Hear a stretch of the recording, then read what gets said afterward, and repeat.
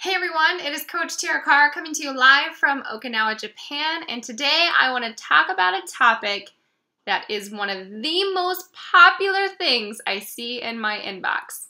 Subject title, I know you are busy, ... Okay, so this is one of my biggest pet peeves when people say that, and the reason why is because when you're an entrepreneur, hopefully you're not busy, you're focused.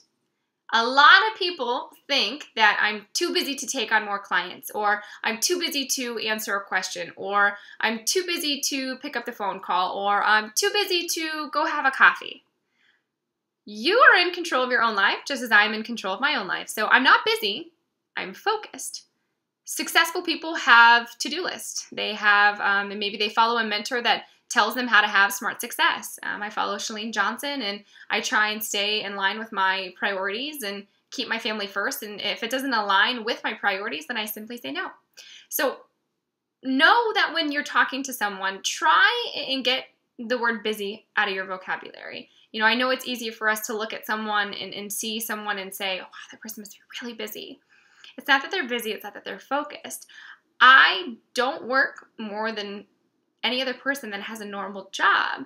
You know, in January, I work a little bit more because people are inspired and they're motivated and it's the new year and they want to get together. But typically throughout the rest of the year, I'm only working between 20 to 30 hours a week, not even a full-time job. And I make way more than a full-time income to support my husband and I and our 2 children. But I'm focused. I have a list. I stick with it. I work with the people who meet me halfway, and if the people who are not meeting me halfway, I don't work with them until they can get their stuff together and respect my time. To go back to the list, let me give you a few tips on what I do to stay focused. One of the number one things that I do is called a planner pad. This thing is amazing. Let me open it up to a blank page for you in the very back that I haven't used yet, so you don't make fun of me and all my crazy days. So here's a blank page for you, and you can see how big this is and how much space that you can write in it.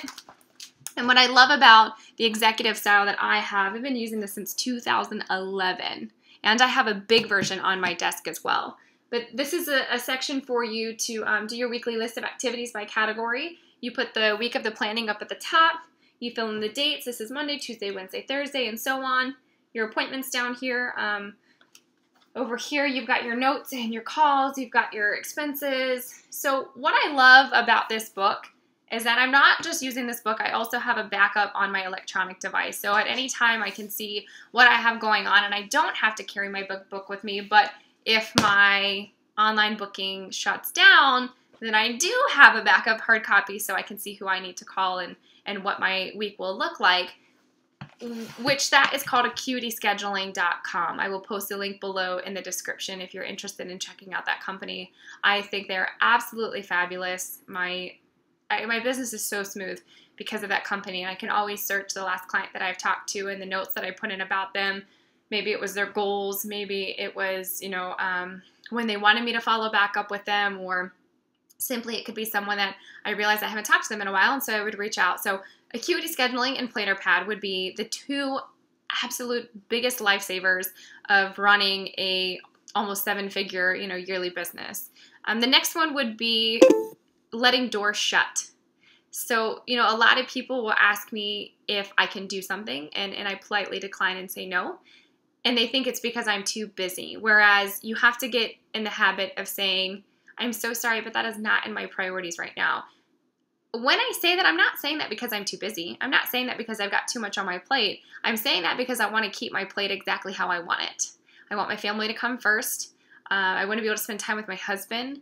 I don't want to be stressed all of the time and be running around like crazy.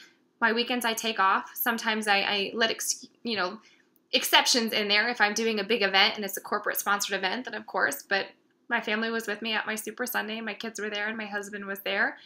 So if you ever hear me say, thank you so much, but I'm so sorry, I have other priorities and I won't be able to do it, I'm saying it simply because I have my priorities in line and I know when to say no and when to let doors shut, because I know that I have to build a future where I'm opening my own doors. I'm not waiting for those opportunities to come to me. So I challenge you, if you're also someone who's a business owner, to stop saying I'm so sorry, I can't throw anything else on my plate this week. I'm just too busy.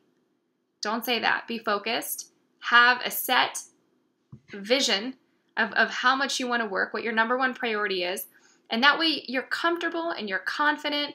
When something comes your way, you politely can decline it and say, thank you for thinking of me, but unfortunately that is not on my priority list at this moment. Feel free to check back with me maybe in the future to see if something has changed, and be okay with that. My last tip is to be okay about talking about your weaknesses. A lot of busy people will appear to have everything perfect. They want people to actually kind of see that they're maybe busy. Whereas I found that it's okay to show people my weaknesses and to talk, about the areas that I'm not great at, and hopefully that can help other people and improve the areas they're not great at, or understand that you don't have to be perfect to run a business.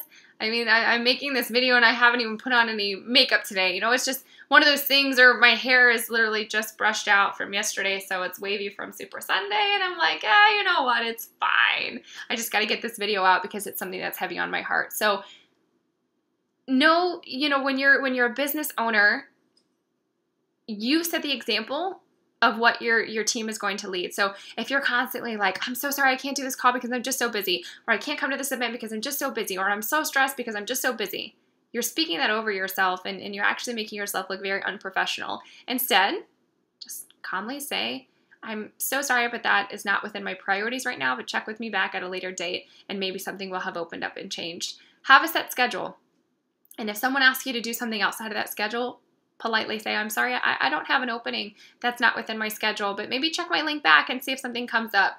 If they keep asking you to attend an event, maybe let's say it's at 10 o'clock at night, and you know that you set on your schedule that you're never working past 5, well, you set that for a reason, because you don't want to work past 5. So why are you going to break the rules if you set the rules on purpose? So when people constantly write me and they say, Tara, you don't have any openings, and the only time I can talk to you about this challenge group is at 8 o'clock at night, well, they obviously don't want it bad enough, because they can find a time to call me outside of 8 o'clock.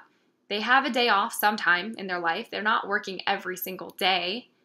They can wake up early. They can call me at their 6 o'clock in the morning, which might be, 4 o'clock for me. You just never know the time difference. But they're trying to pick something that's convenient for them, and they're not respecting my schedule and my time as a business owner. So someone who is self-employed is definitely going to have a harder time getting people to understand that even though you're self-employed, you are a business, and you do have hours, and you have to stick with those and delegate those times for specific things. So when I work and when I wake up and I log in for the day, I know exactly who I have to talk to. I know exactly what meetings I have to be at. I know exactly what coffees I may be having with friends, because it's my schedule, it's my time, and I'm not busy. I'm just focused, and I have a clear vision of where I want my life to go. So if you're someone wondering watching this video, I really want to do this business, but I just think Tara's probably just too busy, and she just doesn't have enough time for me. She's just got all these people, and it just looks like she just possibly couldn't take on anymore. I don't want to bother her. Please don't think that. I am constantly accepting mentorship applications for people, because I do spend my time with the focus-driven individuals who want to make this a lifestyle with me, who want to help people in health and fitness, who want to pay it forward and take this as a serious business and not something that's just a hobby, rather an investment in $1 million business that you're getting for $40. You can't really beat that. So I'm not busy. I'm focused. You're not busy. You're focused. And if you're not focused, start getting focused so you can stop running around and being too busy. Hope this helps. Post below if you've got any questions you have on maybe how you can live more of a stress-free life, something that's focused, something that's planned, and something that doesn't happen by accident. Chat soon, guys. Bye.